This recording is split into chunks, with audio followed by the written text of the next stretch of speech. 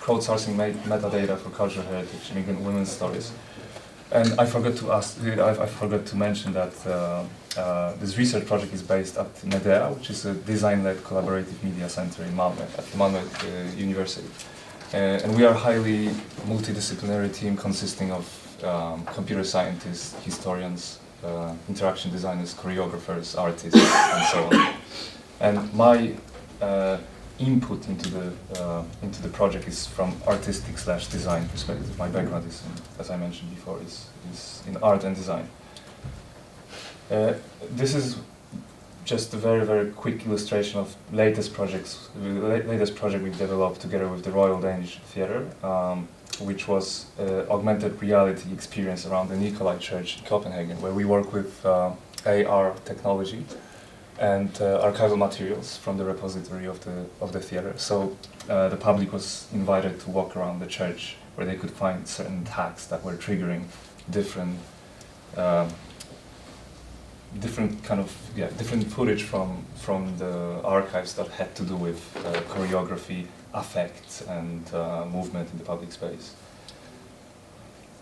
But what I would like to talk today and mostly focus on is are actually two projects that I've been developing lately, and this project specifically deals with sound. That has been my interest over the last couple of years, and I picked those two quotations as some kind of a frame that I think is quite relevant when it comes to talking about archives and history, and obviously sound, and how sound is or can be a meaningful medium to work with when it comes to memory, transmission of memory. So the first one is very much dedicated to the past, and Adorno in his few texts, since he was a musicologist partly, to discusses sound from a very interesting angle, a very critical angle, saying that in music, in certain patterns and rhythms, we can actually hear much more than just sonic values, but we can see sort of an imprint of socio-cultural processes. He's positioning listening against hearing. Hearing is a very mechanical process, and listening is a critical attitude towards what we hear and what we unfold out of listening. And then the second quote is from Jacques Attali, and from his very canonic book on sound and its cultural significance, called Noise, the political economy of music, where he actually directs sound towards future and explains that by listening, by carefully giving a hearing to musical patterns, we can actually predict future processes, since sound, and here we can actually, agree or disagree with Attali, is to large extent an immaterial phenomenon, which means that it doesn't have to go into conflicts, material conflicts, which usually require some time and tension and friction and so on. So these two function as some kind of a conceptual framework I've been working with, and here I decided to list several projects that across last century aimed to create some kind of a sonic repositories, and some of them are again directed towards the past or are aiming at archiving the past, and some of them are aiming at reconstructing the past, so kind of creating a soundscapes for the future. You probably know John Lomax and his huge challenge, where he was trying to preserve folk songs and folk traditions of Americans at the beginning. Was the second decade of the 20th century, and this is kind of first mobile use of phonograph. So to some extent, it's a first prototype of a mobile audio recording device, being taken out of the institutionalized framework, so to speak, and used in a very hands-on, humble and unique way to capture the disappearing dimension of society, which was the folklore, basically. Here are very interesting two projects. Tony Schwartz, it's one of the first attempts to field recording that happened in the 40s and 50s in the States, and one of the first use of the audio technology to record the actual concrete sounds in order to preserve them for the future generations, to create some kind of a sonic archive.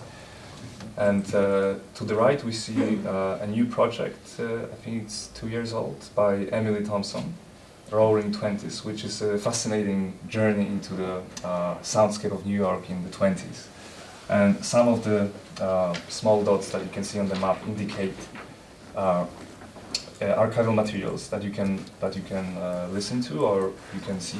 And she managed to recreate, very interestingly, recreate soundscapes and sonic values of certain spaces based on the footage, for instance, which was obviously silent, deprived from the sonic values. And some of those dots are complaints about noise and sound pollution in New York. So you can actually imagine, like you can turn on your imagination and kind of recreate the soundscape based on the textual information.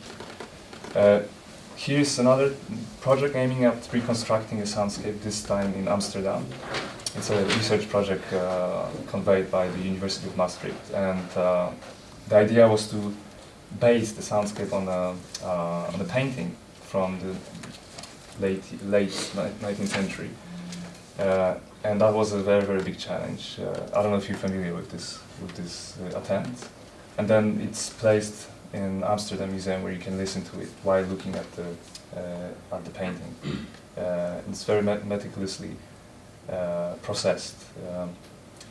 And now I will mention two projects that I've been directing lately, which similarly look back into the past, trying to reconstruct certain sonic values and sonic soundscapes, as it is in the case of the first one. And the second project I will discuss, which was supposed to be the main subject of my presentation, will exemplify the second attitude, which is creating proactively as opposed to retroactively, prepare an archive for the future sonic archivists, so to speak.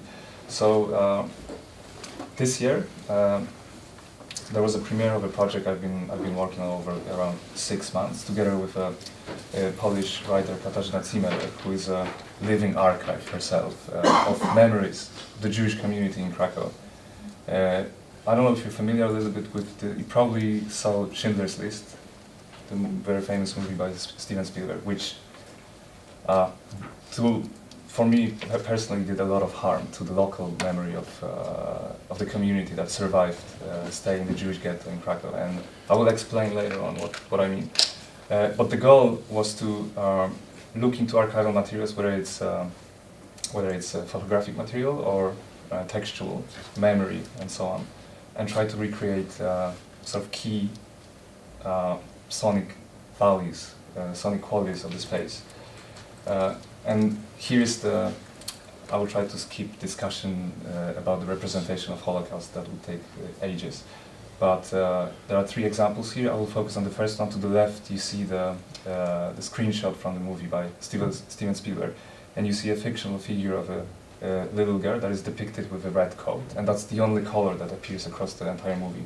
And at one of the last scenes of the movie you see the body of the girl, and you recognize her by the coat. And it's obviously a fictional figure, and Steven Spielberg had his own explanation of using that. I mean, he was trying to show that the Holocaust was visible, but it was our decision not to notice it, basically. And what's interesting, after the Schindler's movie was introduced to the cinemas in the early 1990s, it started functioning as a memory, as a collective memory. So people refer to the actual situations, people who survived, who were there, who were witnesses, are reflecting on the history through the prism of Steven Spielberg's movie. So for instance, there were several books of authors who claimed to be that girl. That is a fictional figure. That's an interesting criticism to kind of be aware of when we work with representation and representation of memory. This is one of the only existing traces in the ghetto, former ghetto. It's a wall that was built by Nazi Germans who surrounded a piece of a district. and it was supposed to resemble Matzev, which is the Jewish gravestone. Very kind of clear message what's going on behind the wall. And this is how the concentration camp in Plaszów looks right now. It's completely empty, and this is the place where the Jewish community was transported to once the Jewish ghetto was liquidated. So there are of course some commemorative plaques installed, but there is a big discussion whether to build a huge museum or not. So the idea was to fill that space also with sound, to create some kind of again, we can question it, immaterial space for people to develop their own attitude and their own reflection on the history. So I did a lot of field recording. I was recording, in that particular case, I was recording sounds of the space, filtered by what exists there nowadays. I did a lot of experiments with like recorded memories, for instance, buried in the soil for several years to kind of give it some quality. These are some of the spaces I was investigating. And to the right lower corner, you see the workshop, which was one of the functions of the buildings that I will also talk about a little bit. And this is some form of a dramatization of a script that we wrote based on the memories, where we invited people who represented the same age as the people whose memories survived. There's a website with 5 stories. Here we can see 4 within the ghetto, and the one is outside of it. It's in the concentration camp. And while walking, it's a sound walk. You can take whenever you wish. It was intended for the anniversary.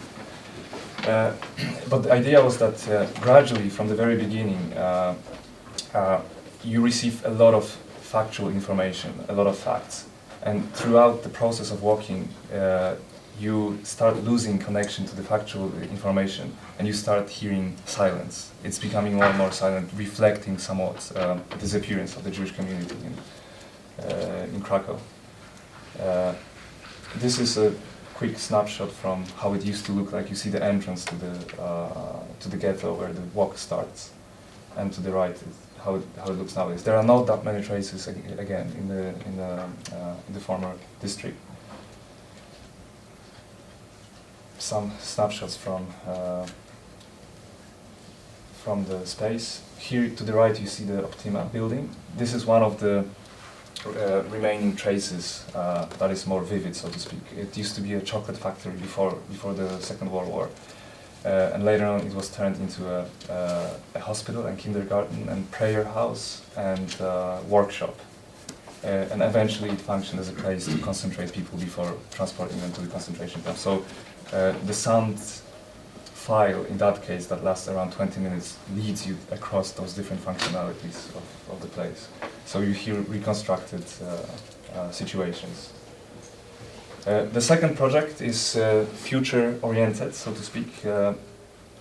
So just as the former one was aiming at recreating a soundscape and creating a space of appearance for people's memories and attitudes towards the history, this one is intended to archive the area of Susna where we actually are right now. I don't know how many of you are familiar with this space here. So you know that it's gonna disappear in several years. And there didn't seem to be any will of authorities to archive that space. I had a lot of discussions with different people, including archaeologists, and it seems like the politics of forgetting is taking over the politics of remembering in that case. It's obviously decaying piece of architecture. We can agree it's ugly, it needs reconstruction, though there are very interesting stories attached to that place that will unfortunately disappear together with its architectural death. So my goal was to look into its history. It was built in the 30s, although its origins reach back to the 17th, 16th century actually, and you can still find some traces of the former docks. It used to function as a dock between the lake and the sea, the Baltic Sea and Malare, but obviously it functions also as a transportation hub, and across its 70 years of existence, it sparked a lot of very interesting initiatives. You have small offices, people developing their own small businesses, and so on. So my idea was to work with this beautiful toolkit and do as much field recording as possible. And by field recording, I understand both site-specific sounds characterizing the architecture as such, but also interviews and interventions, for instance, interaction with the space. Here are some interesting discoveries. There used to be a motorcycle club in one of the garages. Yeah, you can see some naked men on motorcycles. Here's an interesting place. I call it Heart of Slusen, and it's a central heating room with a very interesting finding in the toilet. And you can imagine how beautiful the sounds in there are. So this is one of the places that was intended to be closed first, since it's basically heating warming the whole space. This is very interesting space. It's a bus terminal with beautiful metal pillars that produce fantastic sound when the train or buses are passing about. But there's actually a man whose work is to walk every day and hit the pillars to check if they are, properly resonating, so he can actually evaluate the durability of the material by listening to the space and its elements. This is the historical dock that is underneath, and it's not accessible for everyone. And it's going to be flattened, unfortunately. It's a really beautiful, very meditative, I would say, place, with, again, very beautiful soundscapes, sonic values. This is one of the screenshots from my investigations. I always use the GPS to kind of locate the spaces back on the map. And the idea is this is just an illustration. You see the dots representing certain places where the sonic exploration took place. And the idea is to transmit them into the new layout. So you see in the background there's a new layout. And the sounds will be imposed, critically imposed on top of the architecture by means of, for instance, this is again illustration, QR codes or geolocative technology, for instance.